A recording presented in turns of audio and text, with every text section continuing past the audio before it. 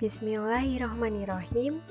Assalamualaikum warahmatullahi wabarakatuh. Sugeng enjing bocah-bocah sedaya. Ing dina iki, Ibu bakal nerangake mata pelajaran basa Jawa.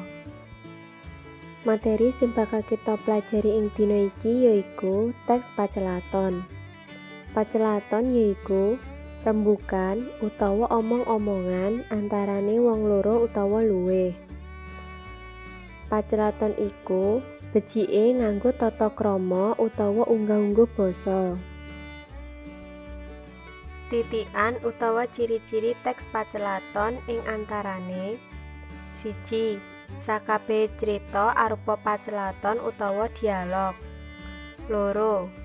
Ana paraga kang cacahe paling sithik 2. 3. Arupa ukara crita utawa kalimat langsung lan katulis ing antarane tanda petik. 4. Antarane paraga karo teks pacelaton katulis kanthi tanda titik 2. 5. Yen perlu dijangkepi pituduh tartamtu ditulis ing sajrone tanda kurung apa kang perlu ditindakake dening paragane. Iki ana pacelaton, coba wacane dhisik. Selanjutnya, coba garapan tugas ing kene iki. Mugi-mugi pembelajaran ing dina iki iso dipahami lan bocah-bocah kabeh iso njawab pitakon ing kono kanthi jawaban sing bener. Matur suwun.